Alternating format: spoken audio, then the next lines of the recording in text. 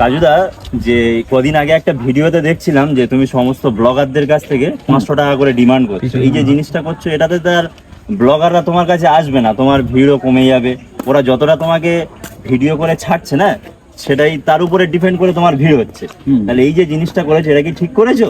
এটা অন্যায় হয়েছে আমার, কারণ আমি কিছু লোকের চাপের মধ্যে আমি এটা বলতে মানে খুব আমার খারাপ লেগেছে, বলতে বাধ্য হয়ে করেছে ওরা।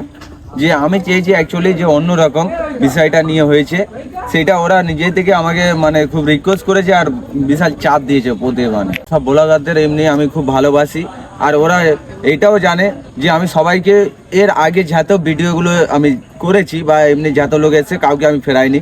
আর এইটা করা আমার খুব অন্যায় হয়েছে, তার জন্য আমি ক্ষমা চাইছি। মানে যত লোক আমাকে চেনে তাদের জন্য আমি খুব ভালোবাসি আর ভালোবেসে কথাও বলি, সেই জন্য সবাই আমার কাছে আসে। আমারও খুব খারাপ লেগেছে যে ফুটবলাররা এইসব কথা মানে বলতে বাধ্য করেছে যারা। শেষ পর্যন্ত তাহলে কি বলতে চাও? তাদেরকে আসার জন্য তুমি রিকোয়েস্ট করছো? অবশ্যই তাদেরকে আসার জন্য আমি রিকোয়েস্ট করছি, আর পরকালে তারা এসে আবার ভিডিও করুক আমার কাছে। আমি যেরকম ওদের মানে যে বড় হয় তাকে আমি দাদার মতো ভালোবাসি, আর যে ছোট হয় তার ভাইয়ের মতো ভালোবাসি।